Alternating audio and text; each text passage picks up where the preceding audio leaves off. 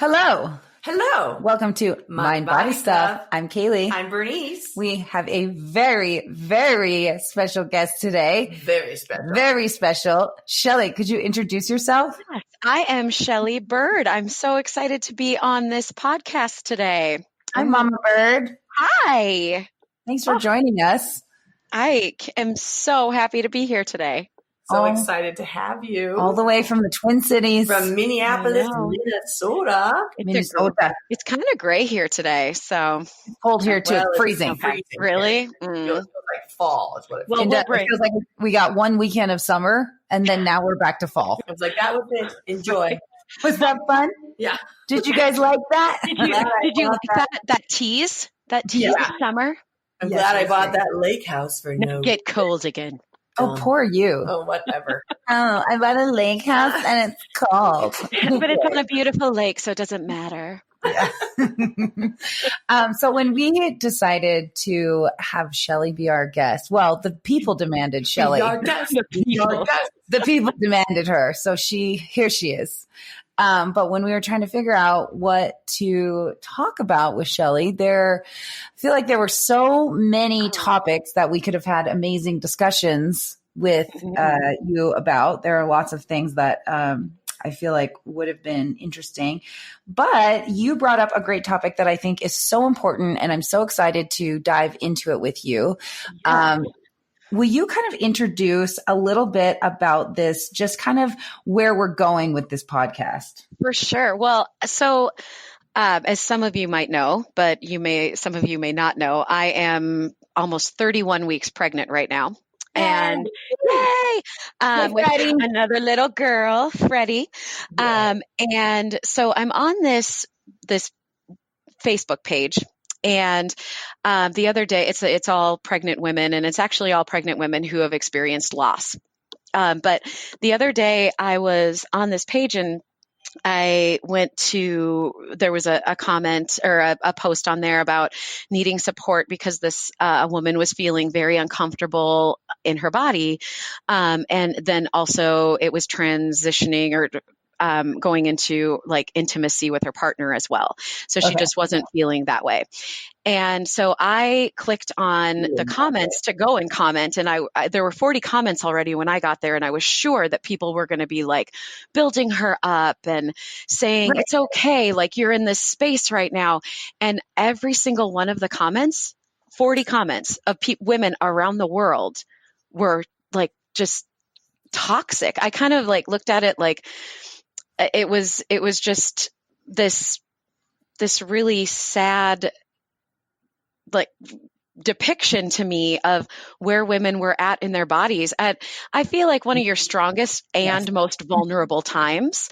But it got me thinking about how we have worked so hard.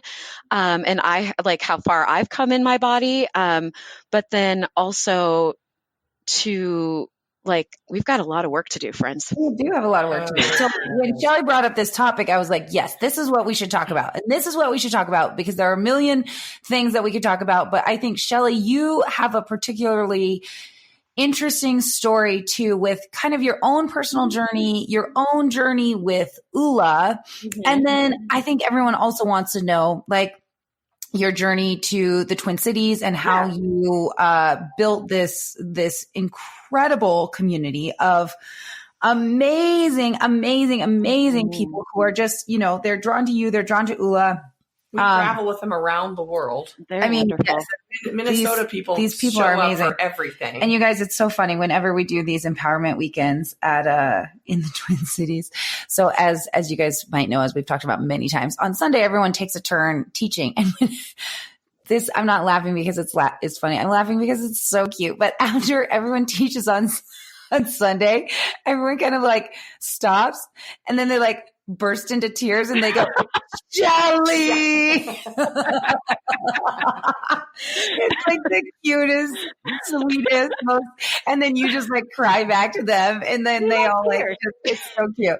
But anyway, so do you mind, if you're cool with this to kind of just talk about your personal journey and why body positivity. Is that what you call it? Is that what this movement is? Yeah, I think so. Positivity. The official name or just for like, it is. That sounds come on, good. people. Let's do this. People. Let's like embrace this stuff. I think it's body beauty. Body beauty. I love that. Body beauty. So will you just give us a little kind of background with you and your kind of journey to where you are up to this point? And I love how it's so integrated with your journey with Oula. It totally is. It totally is. I would not be here like in this space. I don't think I could have answered that post the way that I did if I hadn't come so far because of where I'm at with Oula. So yeah, I am a Midwest girl. I grew up in Minnesota, and it just kind of happened that I was always larger as I was growing up. And I mean, I was in theater. I never stopped. I never let my body stop me. And I was really glad.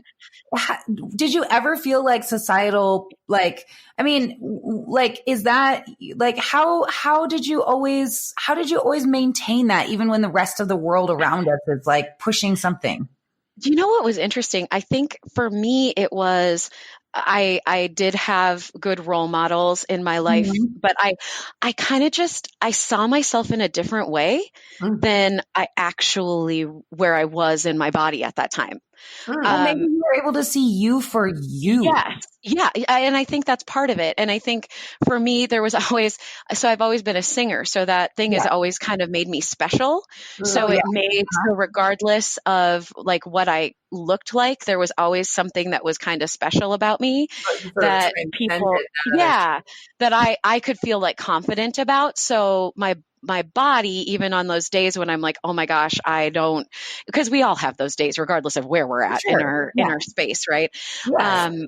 On those days where I was like, oh man, or when society was, when I would just be like, oh, this person, you know, I'm attracted to this person, but I don't know if they're going to be attracted to me because of my body, right? Sure. Like, because I think that's a huge thing as you're looking for a partner and you like, are worried to put yourself out there. Sure. I think that I just always knew that there was something that could make me do that. And so I don't know. I feel like I was very fortunate in the sense that I didn't let it define me. I never let it define me. I love that about you. And you can feel that about you. Like, you know, you don't say that. And it just seems like something you haven't actually lived or believed. Like when you say that and when you encourage these other women the way that you do, it's like from this rock steady place where people can really like have a great model of what that looks like. Feel the authenticity of that. And you know what's actually funny? I don't think, well, to go back. So I was always larger, and then I did I was having a lot of anxiety. So I decided that I wanted to try to work out. Right. And that was for me what I wanted to do first. I was starting my mid 30s, and I was like, I'm going to try to work out. And I'd always danced. And, actually Oula was my gift to myself. Once I could do something in the gym, when I could like walk at a 3.8 for 30 minutes without feeling like I wanted to die on the treadmill.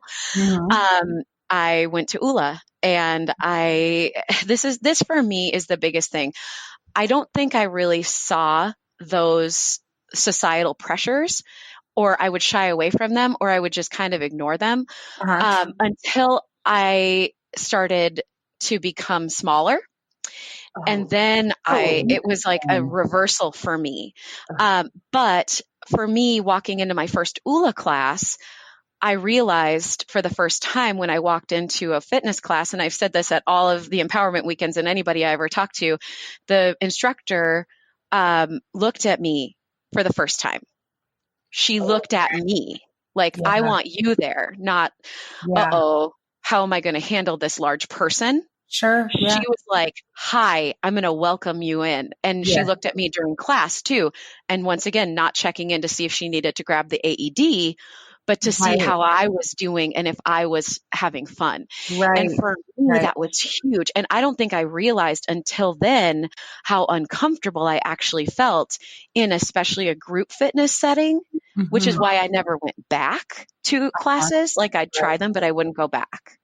Interesting. Yeah. And then it totally just changed my trajectory. Like I started loving it. And for me, my anxiety started lifting, and I felt that I had this different space that was open for me. And then my body started changing. Like I didn't go in going, today I'm going to lose 10 pounds. Right. And I better have it gone by tomorrow morning. Otherwise I failed. Right. Yes. Interesting. So, yeah. Okay. So then keep going with your story. Yeah. So then I started going to Oula more and more and more. And then the Oula studio opened. I was actually in Missoula at that time. I should add that. I lived there, and I started going to the Oula studio, and then I was going like every day. And then I was like, well, maybe I should become an instructor. Because I directed and I'd always danced and those sorts of things. And then I was like stopping myself from doing it because I'm like, I'm not at this weight yet. I'm not there, which was funny because I'd never stopped myself from doing something before. Oh, how funny. So you put sort of some totally imaginary parameters around it. Completely. I was like, once I get to this amount of pounds, then I can be a fitness instructor. Then I can be a model in front of the room. Right. Yeah. And then finally I was like, well, forget that. I'm just going to do it. Like the timing is right. I'm going to do it.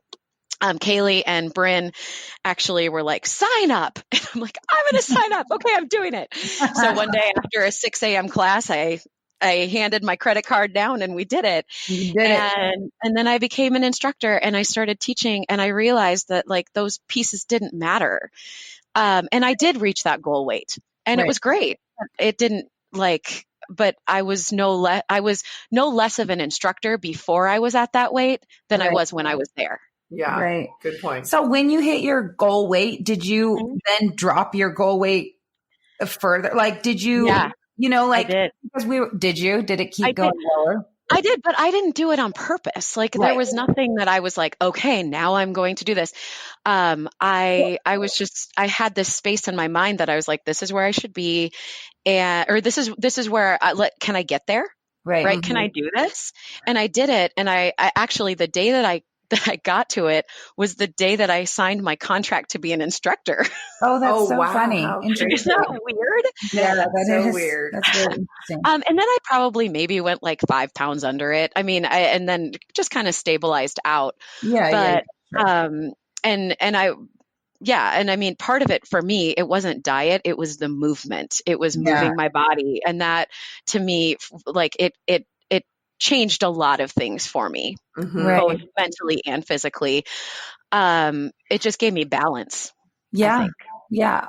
So one of the things that I just really always have admired about you, Chelle, is that you're just so healthy. Like, I feel like you're just so healthy and you have such like a healthy approach to life. I'm bringing this up because we're listening to this podcast. We were listening to it this morning about, what's his name? David Brooks. Who's a famous political writer. He's a political writer, and he's on Oprah's podcast. And he was saying something about how success, it just like, you hit these goals and then the goal just becomes bigger and bigger and bigger. And it's like monster thing. And like the more successful you are, like the more you aren't satisfied by it. You just keep going. And so that's kind of why I brought that up with weight too, because society has us believing that at least for women, the smaller they are, the more kind of worthy they are. And I think that men, I don't mean to be so generalized, but like there's also on the other side, and I don't know if it's just a male thing. It's definitely not a male thing. But then when you think about like success, it's like more and more and more. It's like so interesting how we as humans can kind of like reach these like really cool goals, or we could do these things that are like really awesome. But for some reason, we can't just be like, I'm very proud of myself. It's like we just have this desire to like, then I've got to, or to get more. Then it's like, oh my gosh, like, could I lose 5 more pounds? Right. Could I lose 5 more pounds? And then, could I make a $1 more million? Could I own one more, but I love that was never, was never that you didn't get hung up on that. Cause I feel like so many of us can as humans, just, it's such a human trait too. I'm sure evolution wise, if we go back to that. I love that you always go back to the evolution and the brain the stuff. Evolution thing that would make you very successful, in a weird way. Like you're like accumulating. I got the most nuts or whatever. You're a squirrel, I do have big cheeks. I've got big nuts. And you may have a lot, but I've got big nuts. Put a lot of those in there. Yeah. But no, I just love that you, no matter where you got in your body, it sounds like you had like a healthy relationship to it. Yeah. And thank you for saying that. Cause it was interesting. Like I said, then I started getting scrutiny for my body changing. And people were like, are you okay? Are you healthy? Are you eating? And I was like, I couldn't do what I do if I wasn't eating. Yeah. Right. Like God, I would not have been able to sustain the amount of classes or, those sorts of things. And I found that so interesting because when I was larger, people didn't say that to me. That is so fascinating because I've been looking at some of these studies about weight loss and how when people have weight loss and they lose a significant amount of weight, they feel this incredible amount of pressure like you're talking about. And then they just want to put the weight back on because it's psychologically the pressure is debilitating. Sure. Well, don't you think that's the same thing for like a writer who writes a great book and they're like waiting for the next, like, are you going to be able to write another great book? It's just that pressure to like, I don't know, to keep going or to, it's so interesting. Well, I find that interesting too, because, and especially bringing up the author point, going back to the podcast or not the podcast, what I had found on that Facebook page, that post. Right. Going back to that post, the fact that people they're not looking for you to succeed or to stay successful. It's like, okay, so you wrote this great book. Are you going to write? Are you really going to be able to do it a second time? Right. And why do you have to do it a second time? Right. Exactly. I did it once. Yeah, I can do it. It's a good book. Like, enjoy. Yeah. And you know what? Maybe my life shifts. So like writing a great book isn't even possible right now. Or like, I don't know. I just think about that. Me and my husband were the other night about, how these great musicians or like rock bands, they have all the success like in their 20s. Like they're writing these great songs and stuff. And then suddenly it seems to stop for them or whatever. And he was like, well, what do you think that means? Right. And I'm like, well, maybe they'll just transition to another phase of their life. Well, sometimes I think about like Ani DeFranco. Shelley, I know you're a big Ani fan too. It's like sometimes Ani. I think her like angrier, older stuff is way better. Totally. Or Liz Phair. I when Liz Phair all of a sudden came out, and she was like doing more poppy stuff. I'm like, I'm sorry, who did you just become? Totally. Yes. Well, sometimes it's like, but that's I think my point too about like. Like, okay, but maybe like, okay, so maybe Ani's happy and maybe Ani is, married and has a kid and it's just, she doesn't have all this stuff she's got to get out, And so anyways, not that has a ton to do with our topic, but I do think it's interesting. It's like, how much more do people want from me or do I need from myself in order to like accept and love and feel like, okay, that's enough. Right. Exactly. Very good point. And is there really anything wrong with being a one-hit wonder? Like you still got to be a wonder. Yes, exactly. Good point. Yeah, right. Well, and it's like that was a great moment. That was a moment in your life that you got to experience that. But now you're going to go experience something else that's going to probably be equally wonderful if you're not stuck up, hung up. Don't be all hook up on that. Don't be all hook up on that fame. I hate when you hook up on that. I'm so hooked up right now. I'm so hooked up. So let's get back to you, and then So you get to this goal weight. You're an Oula instructor. Like I'm feeling awesome. And the thing that I knew, and maybe I didn't obsess about like my weight and this, that, and the other thing is because I do try to like shift to what is my next thing, right? Like what is the next goal that I have? And then I decided that I was going to move back to Minnesota from Missoula. And I came back I came back to the Twin Cities, and the thing about it was I knew I had created these amazing relationships out there. Like I just have this wonderful family that I have that I have in Missoula, and I'm so fortunate to have them. And I knew that our relationships were strong enough that I would be able to maintain those. But I also knew that Oula was the thing I could not give up now. Mm-hmm. It had taken me so far and into such this space, and I'd been able to find my voice in a different way and move my body in a different way. And music's always been really important to me. And I was able to like find not only the way to like vocalize music, but also movement, to add that movement piece to it. It really helped me to experience movement on a deeper level, or music on a deeper level. Yes. And I wanted to share that, first of all, but I also selfishly didn't want to say goodbye to it. Sure, yeah. So I came back here. We started our amazing community here, and it was just phenomenal. I met my husband Bill, and he is just the person I was meant to be with. He's the person I was waiting for. And then I got pregnant. We got married. I got pregnant on our honeymoon. And then all of a sudden my body was shifting again. Right? Yeah. Like, oh my gosh. And here I go. Yeah. But I was still able to teach, and I was still able to, I taught through, luckily I was able to teach through my whole pregnancy, and I felt good and I felt strong, and had our first daughter, Dottie, almost 3 years ago. Her birthday's this weekend. Oh my God. Happy birthday. I know. A little 3-year-old Dot. And then I had, about a year, I guess, and a half that, I wasn't getting, my body had shifted again. Right. Yeah. So then I'd had childbirth and my hips were bigger. Before that, even when I was larger, I never had hips. Sure.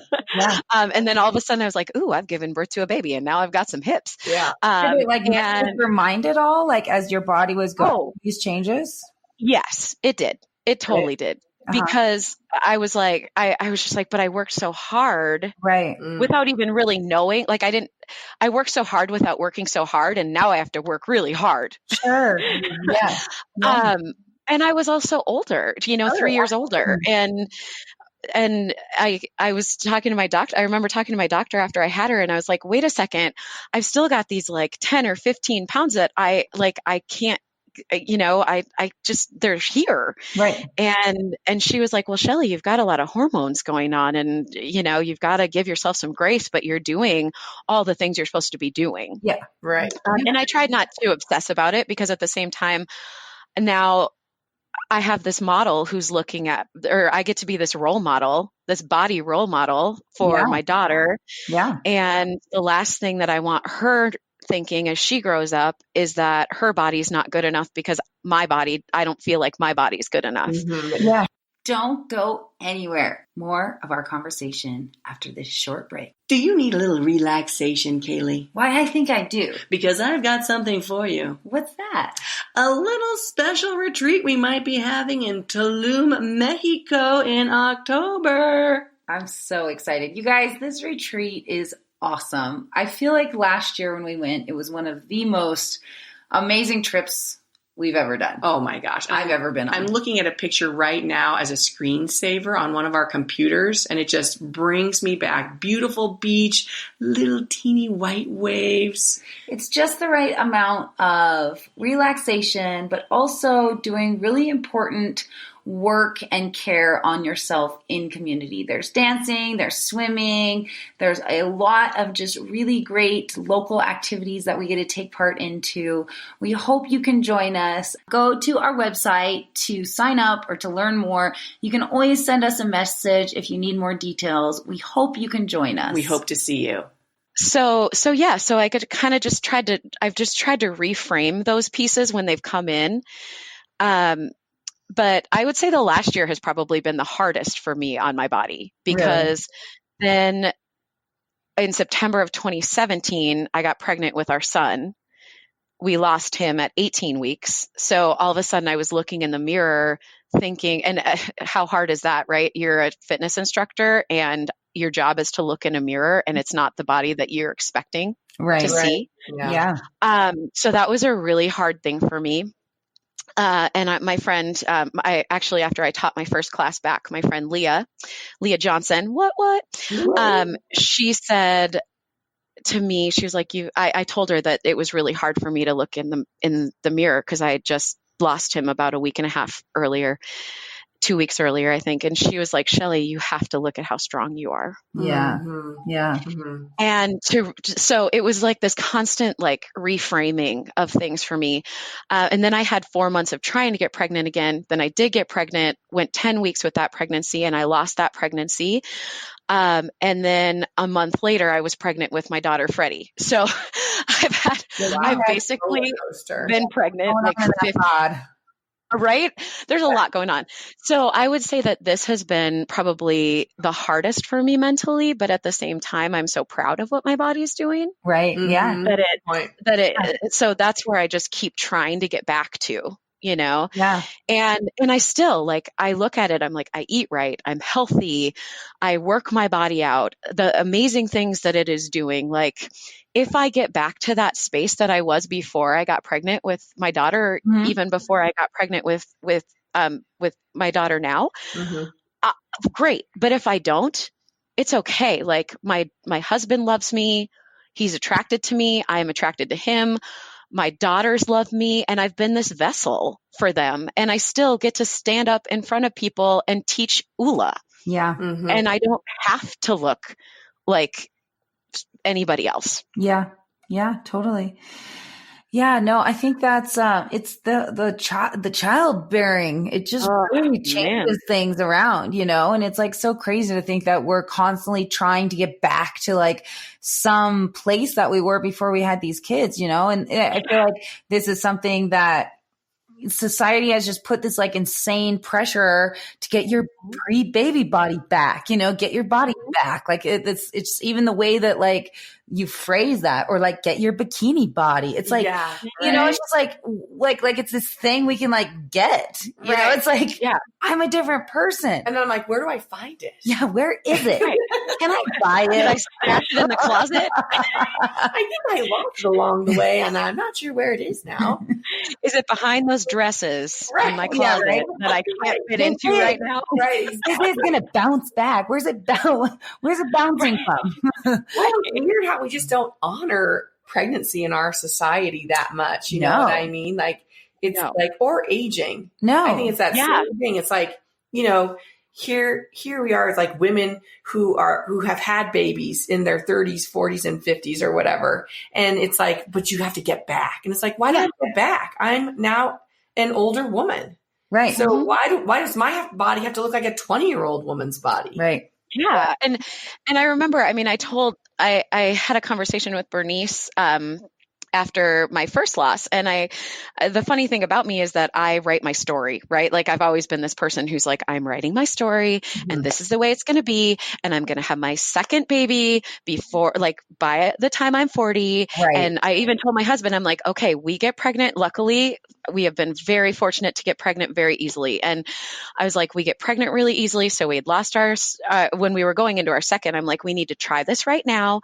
If I'm not pregnant by, November, then we're not supposed to have another baby because I'll be 39 and I don't, blah, blah, blah, blah, blah. And he was like, okay. And then I was like, well, here I am at 40 now trying to get pregnant again. Right. And that's not the story I wrote. Right. Yeah. Yeah. And I was like, I have to give that up. Right. Right. Right. And then I think you look at what you're talking about with society and where we're at with society and how our bodies are. It's so interesting to me too. Yeah, we don't honor pregnancy, but what we do is we scrutinize pregnant women. We do. We totally do. Even more than women are scrutinized when they're not pregnant, because then it's okay to talk about a pregnant woman's body. Well, and I would like to say that I don't know. I feel like maybe my experience was slightly different. I feel like people were like very complimentary when you're pregnant, but after you have a baby, it's all about the baby, and then it's not, I mean, and then you're just expected to be like, okay, like I don't know, I've got to I felt really great. I felt really great about myself pregnant. I actually feel like when I'm pregnant, it's the most beautiful I am ever. For me personally, that's my experience being pregnant. Yeah. But it's like the time after pregnancy, it's kind of rough on me. Like even like for me, even if I get back to like my pre-pregnancy weight, things just look different. Oh yeah, because our bodies have moved. I know. Yeah. I'm like, I weigh what I weighed before I had this baby, but it doesn't look the same. What's wrong with my rib cage? I know, like things got like spread out in weird ways. Why does it go back down? Like I'm like trying to squeeze it in. Like, come on, squeeze it back in. Am I ever going to wear low-rise jeans again? Probably not. I don't think I just want the reality is no.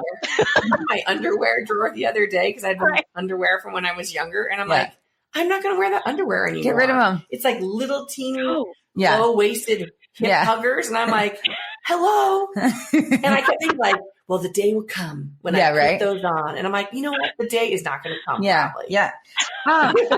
Do you like, Shelley, do you have anything that you like torture yourself with? Like, I mean, I have a pair of shorts that I torture myself with where I'm like, maybe. Can I try?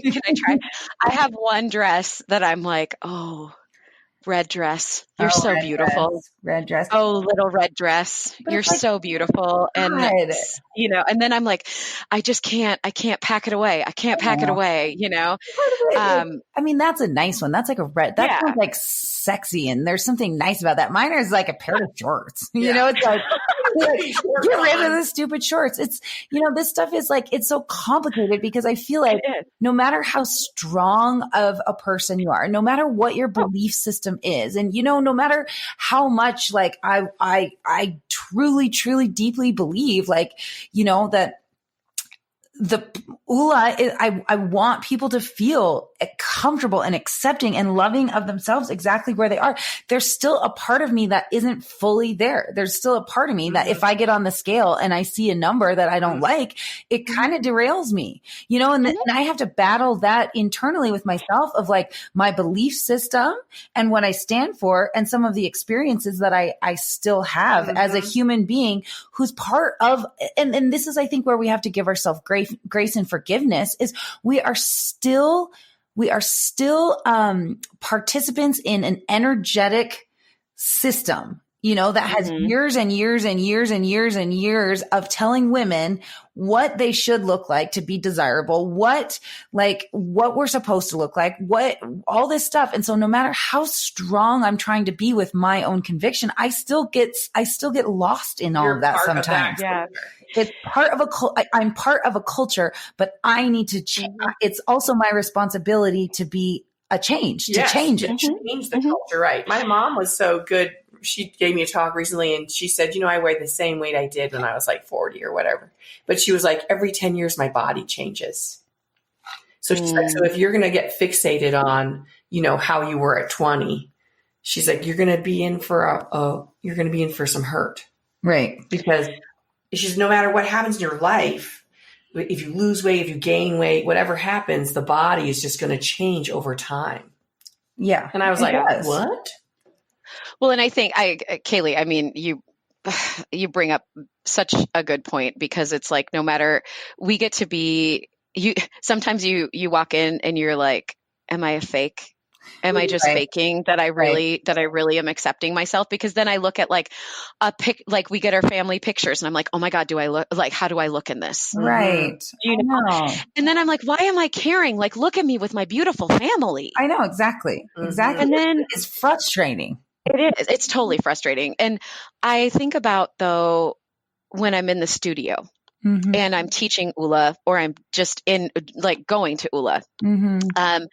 And I will say, whereas you said you feel really good in your body pregnant. I feel the best when I'm in that class, when I'm in that space. Yeah. Because I look around and I see all of these people feeling happy and sexy and smiling. Like this morning in class, I just watched people, and I know their stories. I'm lucky to know some of their stories and I know where they're at, but I just saw them like free and smiling. And I think there's not enough of that. Yeah. And the body doesn't matter. Yes, So exactly. That's what I find when we're in the midst of class. Like, it's funny, like I'll see pictures afterwards of me teaching. And I'll be like, ugh. Totally. Like, why didn't someone tell me? Right. Your shorts look bad. We literally just had this conversation after Oula 1. We were talking about how, like, when we're in class, we don't even see ourselves. We just feel ourselves for each other. And it's like, you don't look at yourself and just see your physical shell of which, you know, the most of them are very beautiful. It's not like I look at everyone else and I only see beauty. I mean, honestly, but I'm not trying to say I'm seeing past that, because there is something beautiful about that. But it's like, you see who you are as a soul. It's like these souls are dancing together. Yes. And it's just so beautiful. I don't self-critique, honestly, when I'm teaching. I don't either. I don't. When I'm not. I really don't.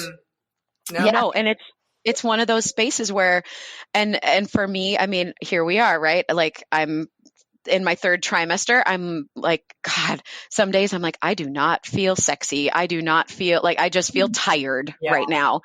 But in the studio, I'm like, oh man, I am sexy. I just feel sexy. I'm not looking at myself in the mirror. Same thing. I'm not like, yes, but I'm like, oh, I am connecting with my body in a way that feels so good right now. Yes. And everybody else is in that space too. Exactly. And it's so powerful. I think that's what the beauty of it is.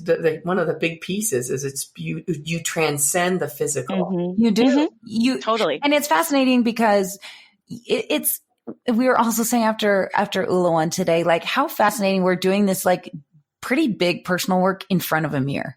Like, isn't that kind of amazing? But like, it's really cool because, I don't know. We're using the physical body to transcend the physical body. Like, I find that piece of Oula completely fascinating to me. You need to use the physical body to get there. Yes.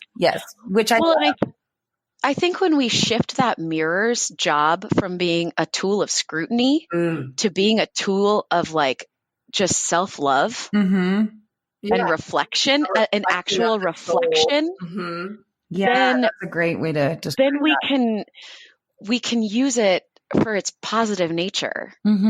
Yeah. That's a great way to put it too. I think that's why we're talking about, like, you know, little babies or little kids looking at themselves in the mirror, and they're not seeing it as a tool for self-judgment. No. It's like this reflection of their happiness, their mood or whatever. Yeah, we were talking about this little 8-month-old who, like, saw himself in a mirror and he probably didn't recognize that it was him, and he just went up and he kissed it. And it's like, okay, maybe he did recognize it was him. I can't remember when they say you can whatever, but let's say maybe he did know, and what great self-love. And let's say he didn't know, then just what open love, you know, to just go and kiss another baby. You know, like, without like hesitation. Without any hesitation.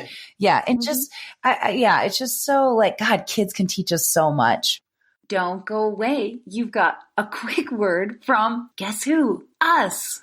Are you looking for a little relaxation, Kaylee? Why, yes, I am. Without my children? Yes, without your children. Sign me up. Do you know where we're going in October, everybody? Where? Tulum, Mexico, for a very special, magical retreat. Oh, I can't wait. This retreat, you guys, the content is going to be different than last year, but the setup, the space, it is seriously magical. If you haven't been to Tulum, or even if you have been to Tulum, it is really like no other place I've ever been. Honestly. It's very spiritual, very beautiful, very magical, all the things you can imagine about the place. And you get to spend time with yourself, with these other wonderful women, and with us. Yay! I know, it's pretty amazing. We hope you can join us.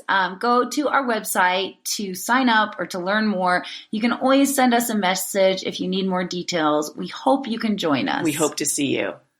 You know, right before class today, it was funny because Dottie goes to daycare here and I dropped her off, and it was so fun because she walked in and she didn't even say goodbye to me. She just ran to her group of friends, and these 4 girls just went to hug each other. And they were just all hugging each other and so happy to see each other. And I was so glad that I was walking in to go to class because I was like, I get to go do that right now too. Oh, I love that. Yeah. That's so awesome. I get to go see my friends. Right.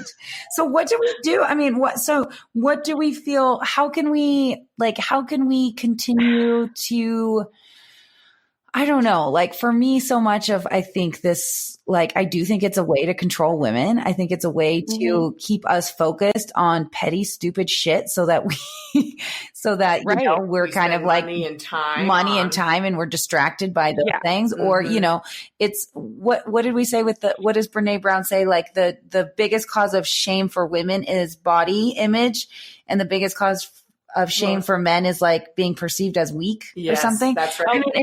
We're just like, it's just such a tool for manipulation too, is this like this shame piece. But I feel like once we cannot be so get your bikini body on.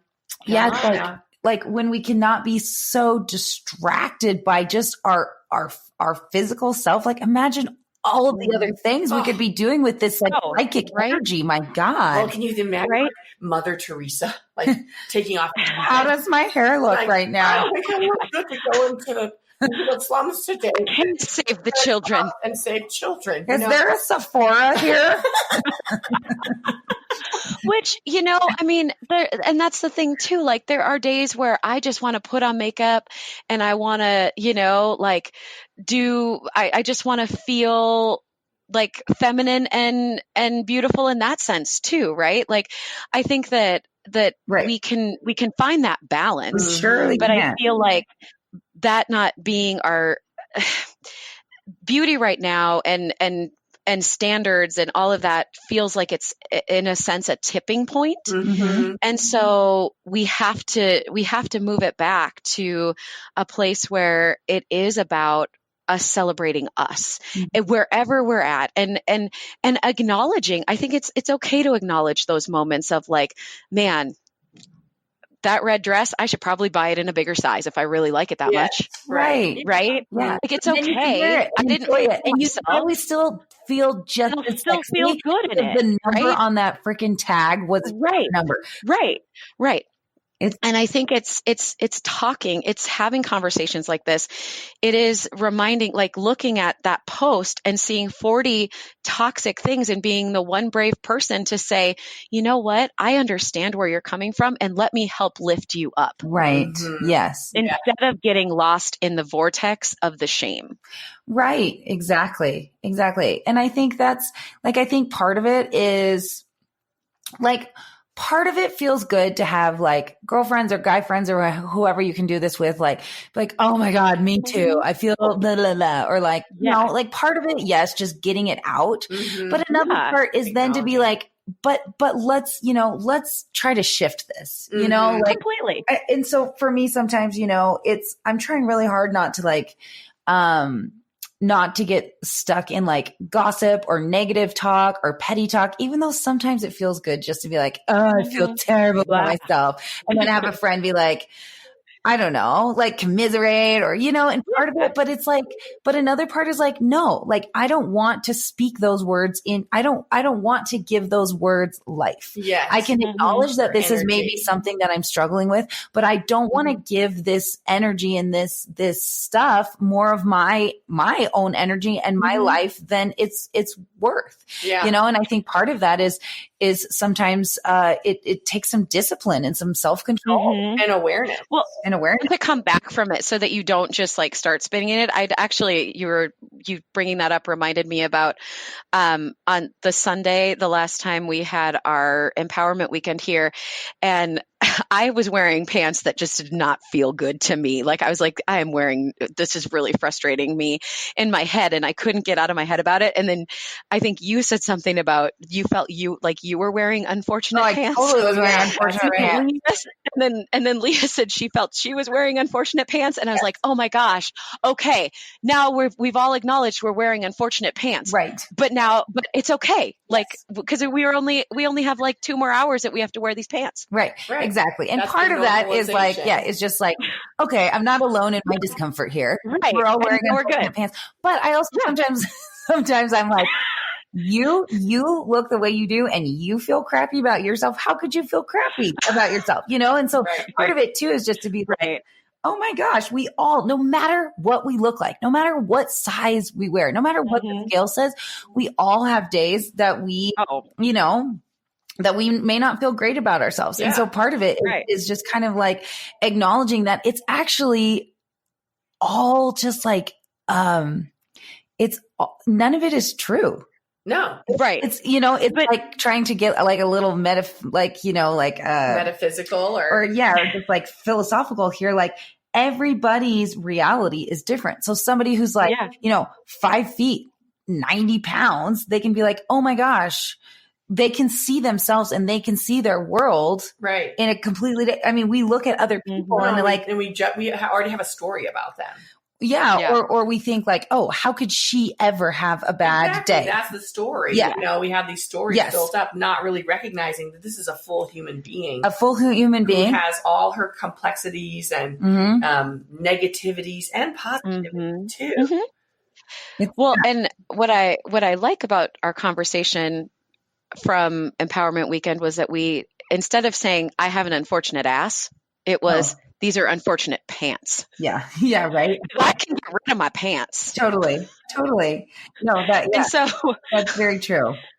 But I think we're all human, and but I feel like Chelle, you just do, you have such a healthy way of approaching so many different situations. Like, as you know, I usually call you whenever I feel unsure about something, or whenever something kind of big or something that shakes me, I usually call you because you are a very grounding and calming person. And I think that you have a very healthy way of understanding and looking at the world. And so I appreciate that about you.